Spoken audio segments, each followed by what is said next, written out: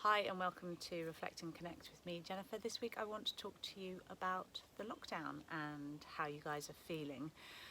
So for me, the lockdown was a real shock to begin with, and I was a little bit unsure about how I felt about it and what was going to happen. I'm sure we were all feeling the same insecurities about earning money and having to homeschool, looking after our children and being at home with our families for such extended periods of time was going to bring all sorts of challenges to various different people. And along with that came some anxiety and some worries. And as we work through that, some of us have taken this opportunity to expand our knowledge, to experience different things, and to really just look at ourselves as individuals. What I really love that seems to be coming out of this lockdown is that everyone's just slowing down, everyone's spending more time with their families, and everyone is just thinking about their impact on the world as a whole. Whether it's large corporations or individuals, with everyone travelling less, it's given the world a bit of breathing time to recover in nature, which is fantastic. So as we make our way into what feels like the fourth section of this lockdown isolation, I have found that I've started to think about my future. And I'm not entirely sure that I want things to go back to the way they were. There was a lot of rushing around. There was a lot of doing things on autopilot. Yes, I was going to the gym. Yes, I was spending time with my children. Yes, I was keeping my house in order. But now that all just feels like I was working on some kind of autopilot and not really thinking about the reason that I'm on this planet and perhaps what my true destiny or my true purpose is all about. I don't know, for some of us, we have no idea what that true purpose is or that true destiny, and that might be a little bit frustrating. But from my perspective, you just need to think about what makes you passionate. What's the driving force? What is it that makes you get out of bed every day? And then focus on that. Give it your everything, give it your all, and see what comes out of it. So when I was about 10 years old, for me, I knew that environmentally the world was in bad shape. And I didn't know what to do about it at the time. I wanted to do something, but I also was fully aware that doing things on a small scale was never going to be enough for the type of catastrophes that we had coming our way. And over the years, I've lived my life, I've had children, I've been in relationships, and I've worked, and I've been caught up in that rat race of life. And my true essence, my true feelings and emotions towards something that I was so passionate about when I was 10 years old just got left by the wayside. And I don't want that anymore. What really drives me and what really makes me feel passionate is thinking about the world and how to make the world a better place. Not just for myself and for my children, but for future generations to come. So my new focus is going to be to put all my energy and enthusiasm into that mission. How can I be a light into the world? How can I make a difference? How can I make changes in my life that will inspire other people to make changes in theirs? That's going to be my whole focus from now on. Everything that I do, I want it to be pointing to this same fact, that the world is a beautiful, beautiful place, but unless we look after it, we're slowly going to be destroying it. I realise that it's difficult to get people on board unless they can see things that are actually affecting them in their everyday lives. People generally aren't interested.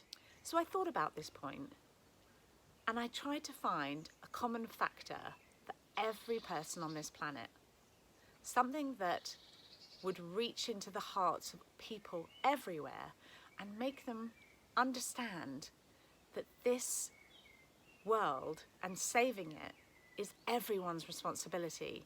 Every single living person on this planet has a responsibility and duty of care. So the common factor that I've found with everyone is that either you have a child yourself or you know of someone who has a child that you desperately love and care about. And I'm sure if you're loving and compassionate, you would hate to think of that child growing up in a world where they couldn't be in nature, or where they felt their lives were in danger, or they faced daily catastrophes where they couldn't get to clean water, or they couldn't get safe food. I'm sure you would hate to think that any of these children that you so desperately love couldn't grow up to have a life that was as blessed as yours, and that they wouldn't want to think about having children because the world that they would be leaving them would be so full of devastation and catastrophe that they just wouldn't want to do that. So this next generation might be fine, but will the generation after that be okay? And what about the generation after that? We have to think about the future generations. This is our planet, but it's also their planet, and it's the legacy that we are leaving. So I'm going to be formulating a plan that I can put into place, a plan where I can feel that I'm doing something to contribute to the success and the longevity of this planet. I think we're all looking at our lives and the way we've lived our lives previously, and that this lockdown situation is giving us an opportunity to really make some positive changes. I don't need to preach to you about what changes you can make in your individual life. I'm sure you've already seen that, and you can start to imagine how you can live a better life moving forward. I would love you to really take a moment to think about an individual person who you would love to be able to make a difference in their lives and the lives of their children in the future, so that they can live in a world where there's clean air and clean water and nature is thriving all around them. Okay, I'm going to look at some of the questions that you guys have sent me. So the first one says, it feels like my boyfriend pays more attention to our dog than he does to me. When I tell him how I feel, he tells me I'm being ridiculous. Okay, so my first instinct would be to say that when you desperately want something, you're actually pushing that situation away from yourself, because the need for it is expressing to the universe that you don't already have that in your life.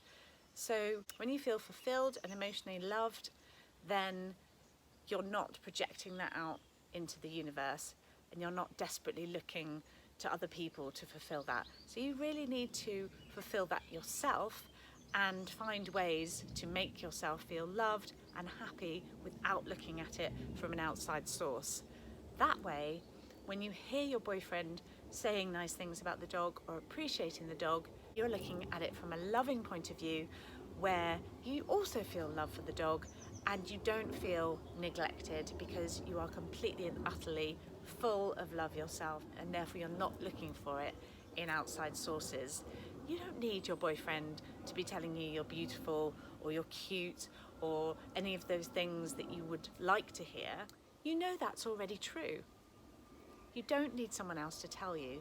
Just look inside yourself, find that love in your heart for yourself, and you won't need to find it in other places.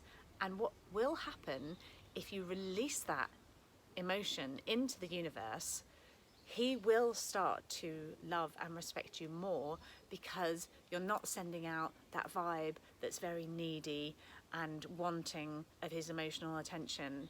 And I can guarantee you'll find that he does start to pay more attention to you. Next question says, I'm a good person, I'm kind, I'm funny and engaging. Why am I not meeting a special someone to share my life with? Well, this is a huge, huge question to be answered, and I would need to know a little bit more about you to be specific to your situation. But I would just like to say that when you meet the right person, it's because you're completely happy in your life. So I would look to your life and your happiness first, and just make sure that every single point in your life you are feeling happy and content.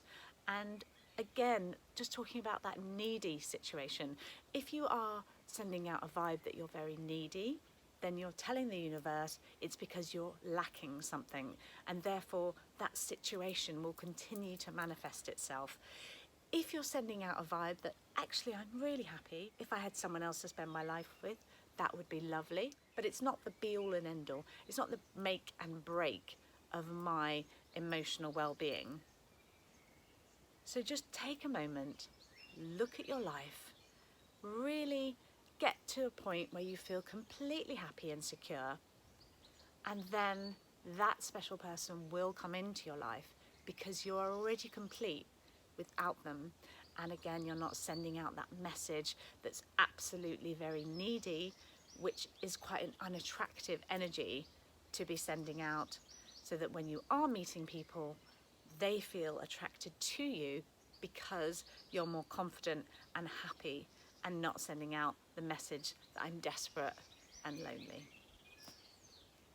So the next question says, I worry I won't be financially self-sufficient by the time my children are 18 and my tax credits stop.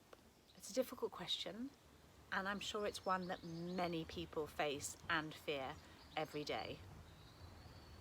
But you have to try not to worry, because worry is absolutely pointless. So what can you do to try and make yourself self-sufficient? Are you able to work? Are you able to think about something that you could do that could generate an income? Are you able to be more proactive and think about how you can become the master of your destiny, rather than sitting back and thinking, when my tax credits run out, what will I do? Start to think about it now. Start to think about ways in which you can bring income into your life and create a revenue stream. Maybe by finding a job, maybe by starting your own business. I know it's difficult, but you have to trust that everything will be okay, and try not to focus on negatives for the future. Just stay in the present moment and try not to worry. My husband is a good man and a great father, but often he demands too much from our 13-year-old daughter, yelling at her and belittling her. I worry it will affect their relationship. He doesn't listen to me when I share my concerns. So my first concern with this question would be for your daughter's emotional well-being. Daughters and fathers' relationships can have huge emotional impacts on a young girl. So if he's not willing to listen to you, I would talk to your daughter and make sure that she is happy and secure and not worrying, and just reassure her. Where you've heard him belittling her, just reassure her and tell her something that's completely opposite. I mean, you don't want to necessarily focus directly on something he's said, but just say something that would be the equivalent of what he'd said, but in a positive manner. So try and find ways to make her feel good about herself and be happy.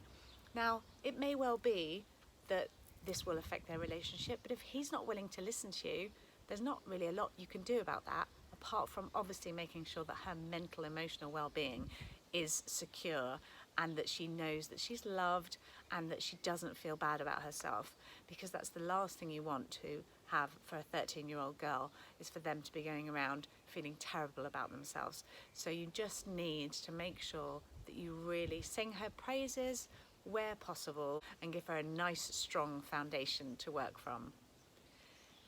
Perhaps your husband will see you doing this and start to think about his actions and the way that he speaks to her. It's often good to lead by example. It's a great way to teach people around you, just to see that things can be a little bit different. Maybe when you try to talk to your husband directly, he takes offence and he sees it as you telling him off or being controlling and telling him what to do. If you just show him a different way to be with his daughter, you might well find that he jumps on board, starts to heal itself without you having directly to bring up the conversation with him. Okay, so we're going to end today with a little meditation. I just want you to close your eyes, find somewhere comfortable to sit,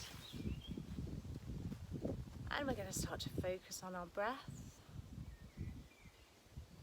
We're going to breathe in for a count of 4, and out for a count of 4.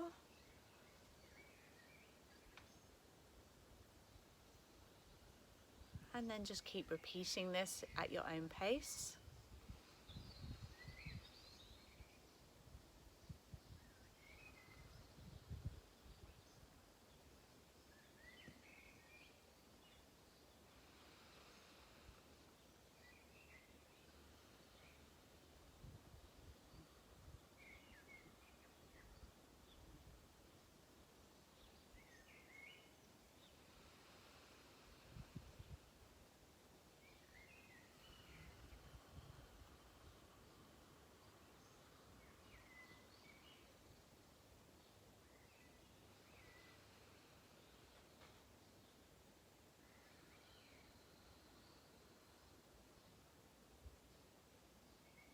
And now I want you to imagine yourself walking through a beautiful forest.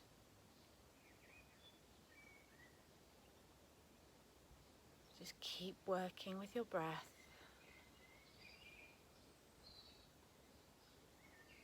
And just feel the energy of the trees and the ground.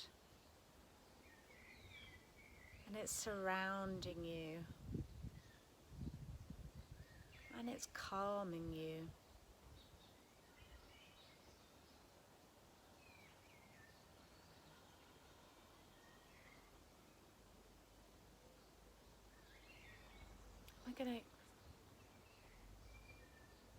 We're going to start to expand the length of time in which we're breathing in for. So let's start trying to breathe in for a count of 6. And out for 5.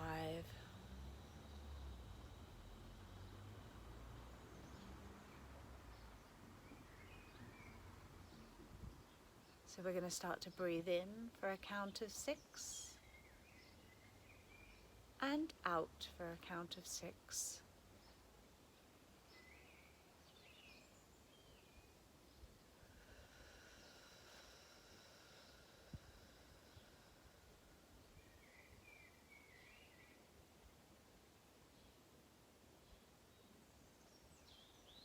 And as you're walking through the forest, just listening to the birds,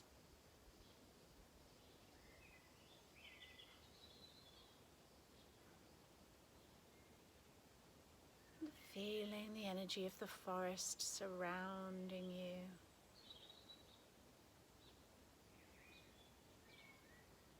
And it's calming your nervous system.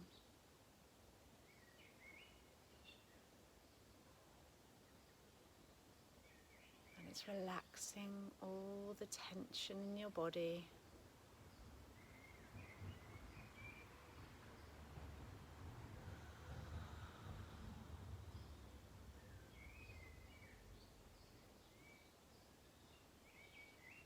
Breathing in for 6 and out for 6.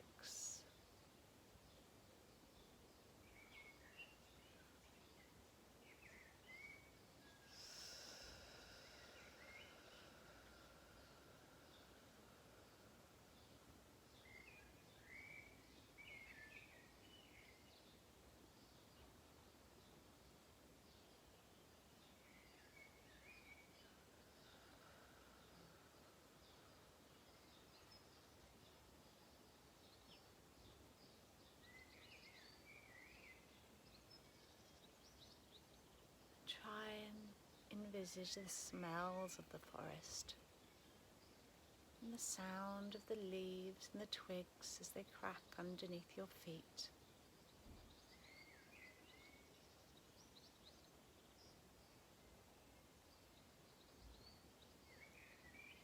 And the sunlight peeking through the canopy at the top of the forest.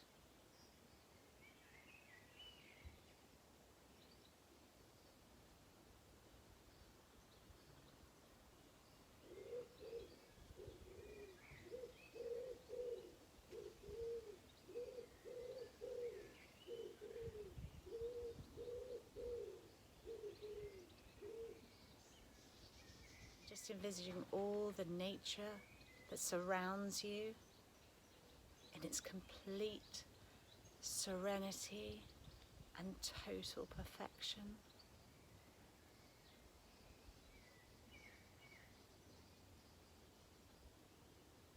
And just imagine that you're breathing in positive energy.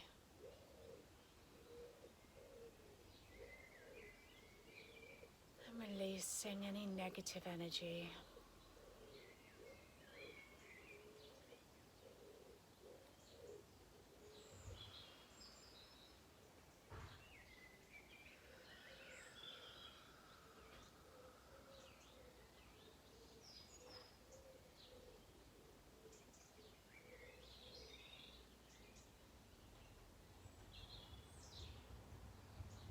And then just taking a moment to reflect on the power of your thoughts.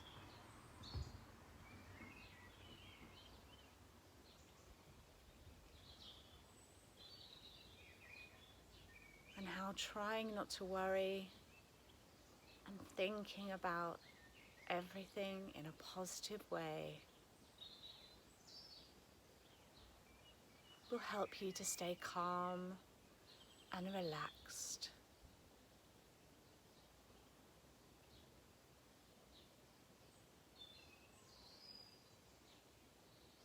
Let's take one more nice deep breath in together.